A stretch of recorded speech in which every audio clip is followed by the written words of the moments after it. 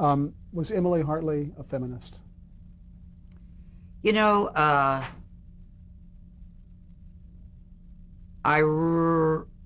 it's so funny because I am a living example of what the feminists aspire to, aspire to, the doors we broke down and so on and so forth. So by helping to shape this character, I put out, which I try always to do, a very constructive, good image.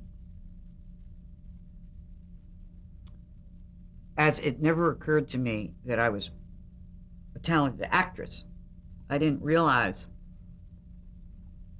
that my own existence was. I gave a speech yesterday, um, and I was talking about the fact that I always thought that I would, be married to like a Lee Iacocca, captain of industry, not Lee, but please, but, and that I was only acting until that moment when I was going to be the great little helpmate and the thing and the camel's hair coat and all that. Well, because I'm pre-feminist times, there was no conscious movement that said you can aspire to something different, and that actually seems like something great to aspire to. That I was a living example of things to aspire to. Is that a sentence? And that I was playing that. I was shaping a character by my intelligence, my femininity, but strength, and my feelings about how to play a marriage. That could have been a very shrill relationship. I could have shaped it in another way, where they would have written to something else. But it was important to me that I not be in a series where the wife was the idiot child saved all the time, a la Lucy and Desi, although wonderful, that in that time with those brilliant people. By the same token, I did not want to be the bitch shrew wife who moved this little wussy guy around. So I think what we did was fabulous. I mean, really fabulous. And a lot of people have said when people come up to me and say, you're my hero, I am really grateful, and I know that consciously I set about to do that. And I was having a conversation the other night with a guy, friends of our, actor, Tom, my husband, and a guy who's directed. And I got a pilot a couple of weeks ago. It's very interesting material, but it's very dark. It's about really the underside of what Hollywood is, young Hollywood is, and it's brutal, it's mean, it's dangerous.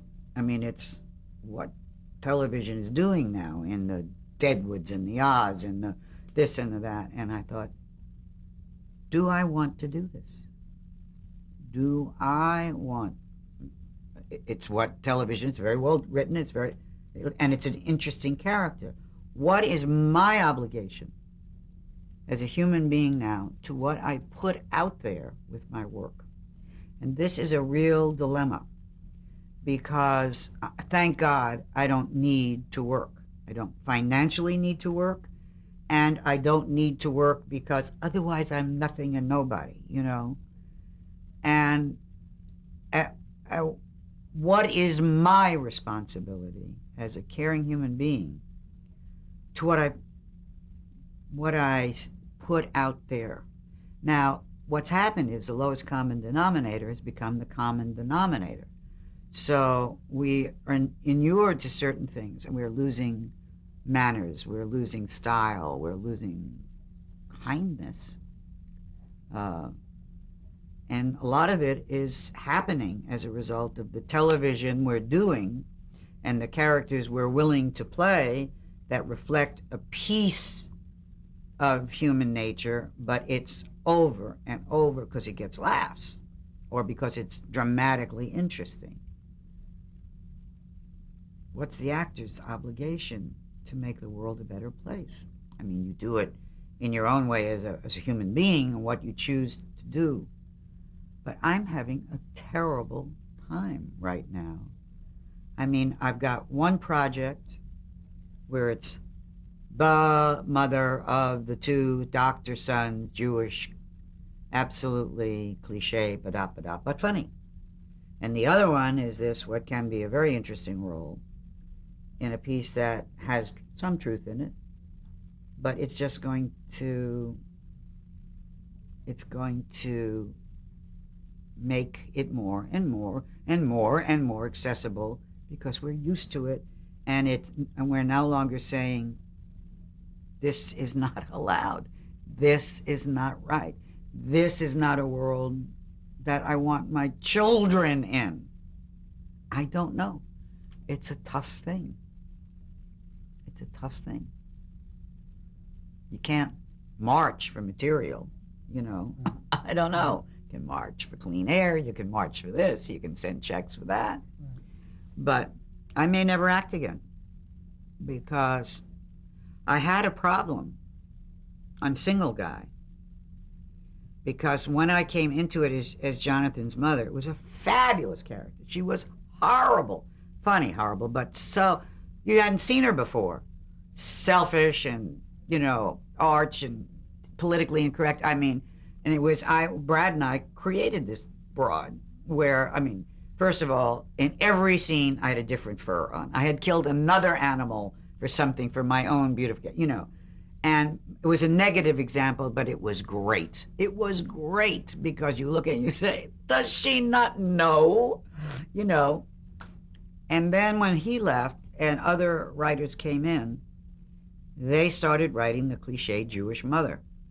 Shrew, cutting his ball. And I said, excuse me, because I was supposed to do 6 shows. I will not do this. This is not what I came in to play. This is not interesting. This is not new. And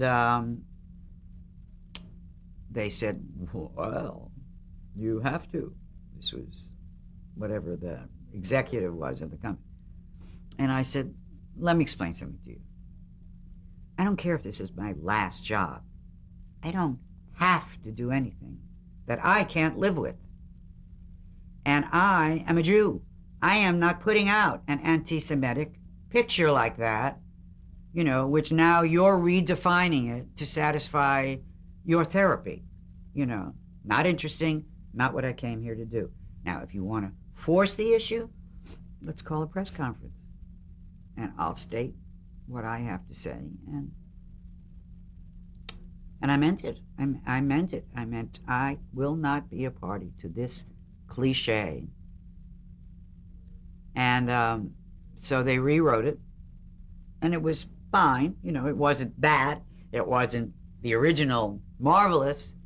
And then my husband, Tommy, who made all my deals, called the next day, and he said, thank you very much for, you know, we appreciate that you addressed her concerns, and she's not going to do the next 3. And that's how we resolved it. But, you know, you can do that and do that and do that and do that. You have to make sure it's the right fight, too. It's not about authority and, you know, personal issues you have with this and that where you can find fault with everything. But I don't like living in a world without manners. I don't like living in a world that isn't kind. I don't, you know, I'm a realist. I mean, I've had life kick me in the ass many times over. And I've been guilty of the dark side of stuff. But I do think that we have to do things that lift and enlighten and have some kind of balance. That's harder because it's not as dramatic. It's not as shocking. The vulgar jokes are easy laughs. I don't know what to do about it. I tell you, I honestly don't know what to do about it. This is a conversation a lot of adults have who already have built careers and now have a responsibility to the universe. I don't have an answer. I guess you'll find out the answer the next piece of material I choose, or I won't work again. I'm sure it'll be interesting, whatever your choices are. Because that's what you bring to the roles, I think. When you were doing Newhart, or the Bob Newhart show, were you thinking at the time, you said consciously in terms of how you were approaching what you were doing, but were you thinking about it being groundbreaking in terms of No. how this was a married couple that wasn't like other married couples on television? I wasn't thinking of it being groundbreaking, but I knew it was right. So did Bob. In fact, as you know, I didn't have children, so we didn't have to deal with the pregnancy thing, unfortunately for me, but great for the show. And they wrote a show in I think it was the 5th year, in which, and Bob talks about this frequently, Emily is pregnant. I said, Bob, I'm 100 pounds. I don't want to walk around with a belly. And I called him, and I got the script. I said, I thought we didn't want to do this. So he called the guys the next day, and they said, how'd you like the script? He said, terrific. Who's going to play Bob? So it became a fantasy show. And I think we were right. And Bob was absolutely right to hold on to that. Let me mention some castmates' names and give me your reactions, okay? Bill Daly, who played Howard. God. It wasn't until I started to see Newhart in reruns that I realized how brilliant Billy is. I mean, he turned stupidity into something so brilliant. And it was then that I realized, you don't realize things in the moment, that he really was our child, that we did have a child. We handled it in a different way, in a more unique way. And as far as a human being, so delicious, so dippy, so cute, but at the core, such a good man. Marsha Wallace is I love Carol. Marsha. I mean, she is extraordinary. I mean, Marsha came the farthest of all of us in terms of growth. I mean, from bulimia to 250 pounds, having a nervous breakdown on our Christmas show, committing herself to the psychiatric ward, to married, single mother, losing her husband, finding a man at 40 that was the love of her life, who married her, was gorgeous and had everything.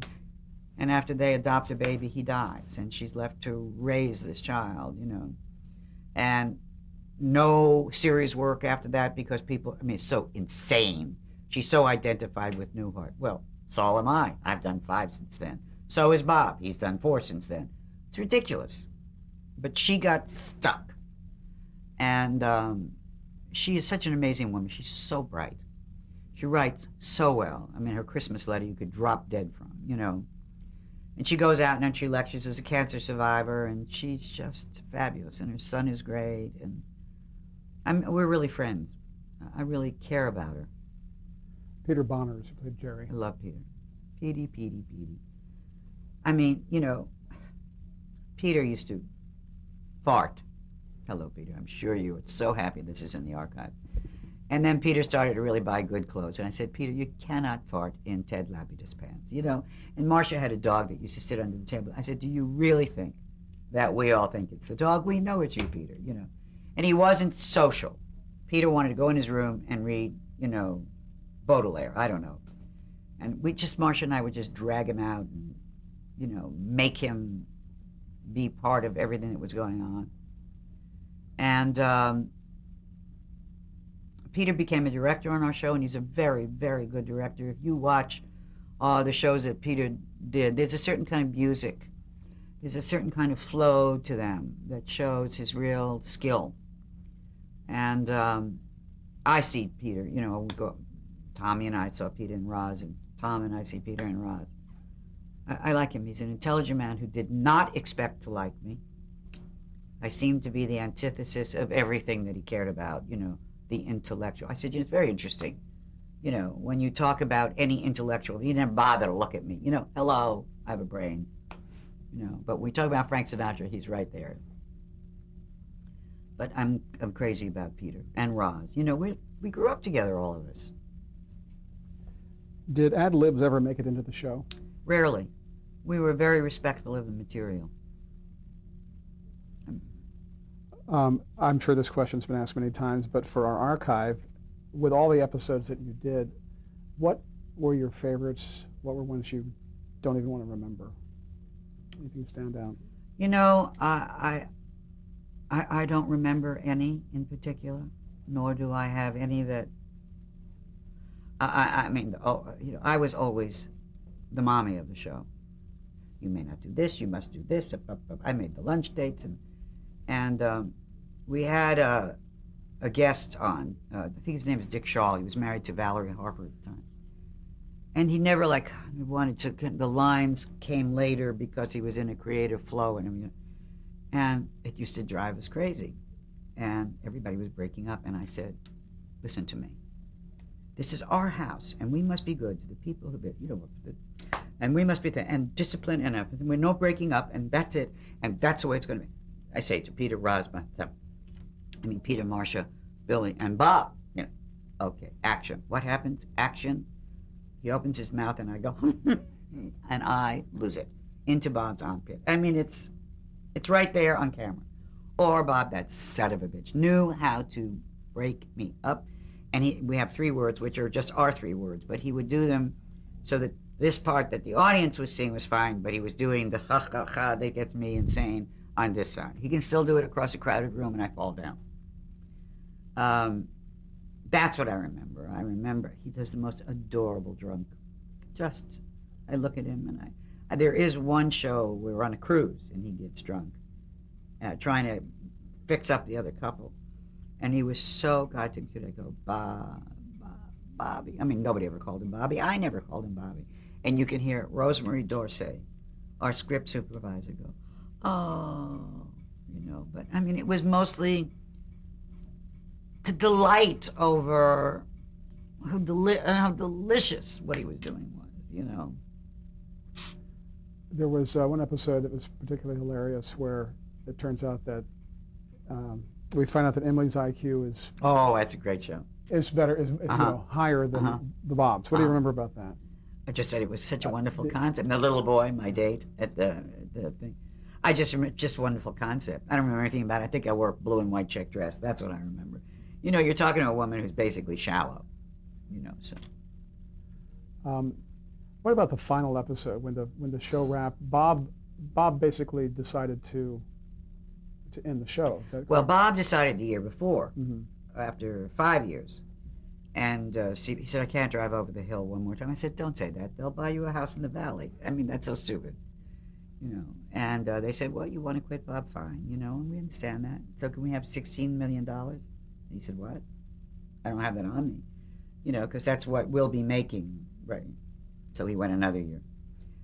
As it turned out, Bob, we could have gone on for 3 more years, maybe.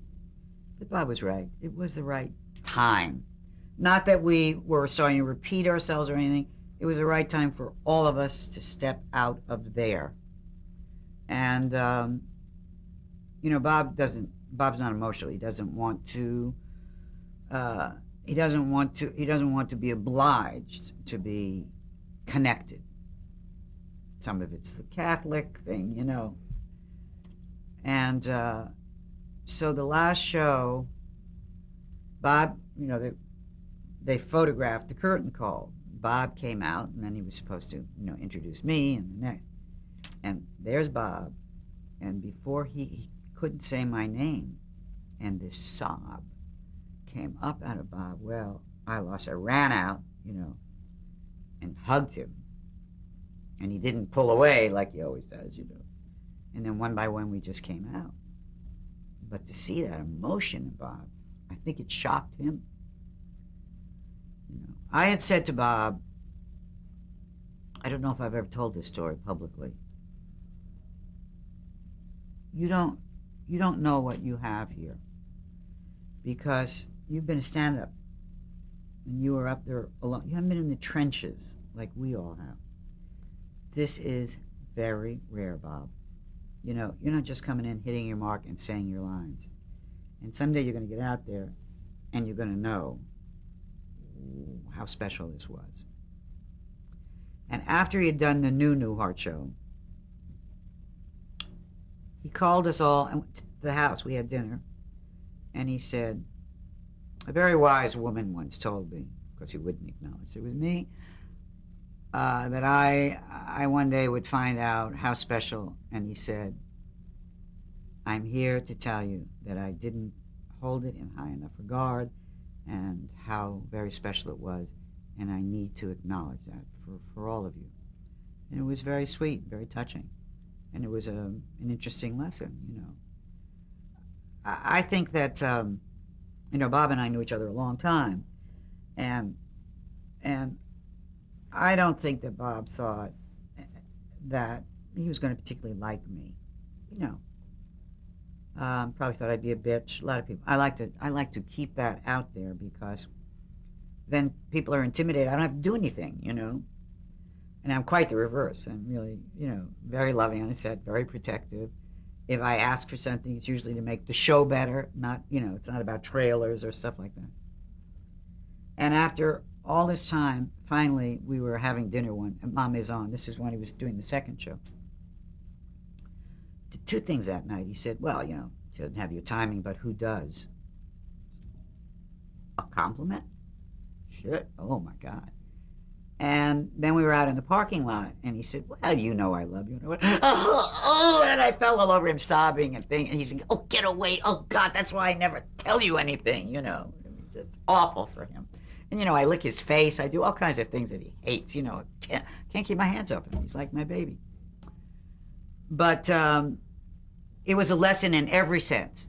It was a lesson in him working in a community of actors, which he had rarely done before, and working with talented people, talented in their own right, which is hard for guys in one to understand, who protected him. Not that he needs much protecting because he's so talented, but in other ways, even by insisting that he be the best he could be. You know, I still do it with him. You're not going out there like that. Put that other jacket on. You know, come on, you're gorgeous.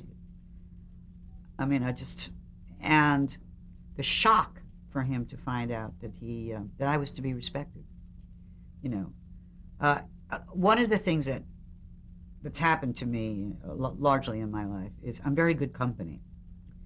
I'm fun, you know, so, and I socialize with a lot of important people in the business just because I've been around them so long, you know, from the younger ones or the kids of the people I knew to the thing. And they have forgotten that I'm an actress.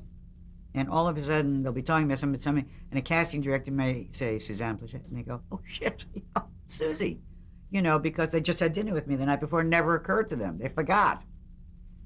So, you know, I'm not going to make a choice between, am I going to have a great life and have wonderful dinners with all these great people? If they forget I can act, so what? You know, and every once in a while, I'll say, schmuck. You know, I could do that, you know, if it's something I want to do. I'm not shy about that. But it's a dilemma. Yeah. Where would Emily be today? Still married to Bob. She probably would have designed some educational tool. I don't think she'd be teaching school. Jeez, I don't know, how old would Emily be now? Shit. And they'd be traveling. They'd be traveling. But they'd be married. And they would not have adopted children. It's a rare thing when a moment in television comes along, one of those moments that everybody remembers, and you were front and center in one of those moments, and that was the final episode of the second Newhart series. Tell us about that. How did you first hear about the idea? I can tell you exactly. I can tell you to the second. And how did you keep it a secret? That same night in the parking lot, Ginny said at dinner at Ma Maison, where of course they were late because Ginny makes him stop and change a tire for somebody in the street, or pick up a dog, or go to the loony bin. You know, there's always something that Ginny finds for Bob to do, and they're late because they've saved the world, right? Ginny, this is Newhart's wife, right? That's great. So at dinner, Ginny said, because they were doing that show, and it was maybe in the second year, you know, it would be great at the end of whenever the end comes, if it was all a dream, and I said, oh, Christ, Gene, they'd never let us. It would be like negating all the years of that show, however many years they have. And a couple of times later, we said, well, it was great if, when it was the last year, the producers called me one day and they said, we're calling about, I said, I know what you're calling about. They said, you do? I said, it's all a dream. So I said, are they really going to let you do this? They said, yeah. So we had a code name when I would call them back so it wouldn't be me. They wrote a fake ending where Bob is up to heaven and is with God. And the cast was trying to guess who was going to play God. Oh, is it going to be Rickles or, you know. They built the set in secret. The only one who knew was Dick Martin, because he was directing. And of course, people who built the set were figuring something out. They did not tell the cast until 20 minutes before we did it. And they hid me in a trailer for 6 hours with no phone. You don't do that to a woman like me. No shopping, no phone. What, are you kidding? And we were so nervous because we couldn't rehearse. And I said, Jesus, Bob, if that light fixture isn't where it was in, 19, whatever the last year was, 70, whatever, 8, I said, I'm going to be wham banging on the wall till the lights come down. And just before we were in bed, they put a coat over it. They came in, and Bob and I were holding hands, and he said, wait for the laugh. And I said, what if there isn't one? And with that, I was under the covers, and the screen went back, and the audience saw the sheets. And they went, and then he said whatever he says, and I go, well, who's going to have a voice in this octave except me? And they went, and then, of course, when I sat up, it was screaming, screaming, screaming, screaming. And I knew it was a piece of television history. He knew it, we knew it. We were nervous, but, we knew. And I was at the rap party afterwards, and it was so odd. I didn't belong there. It wasn't my show. I never wanted to make it tough for Mary Fran either, People used to say, I'll go there and go read that and do this and do that. And I said, no. I wouldn't want anybody to do that to me. I'm not going to do it to her. And so I left. I snuck, they were all doing cutting cake and thing, and I walked out because it wasn't my house, Was that the one and only take? Oh, yeah. Couldn't be any other way. Okay, that's great. Just briefly, a couple of moments in productions I'd like you just to speak to. Well, actually, we're getting near the end of the tape, so let's change, and we'll have a little bit more to do. Okay.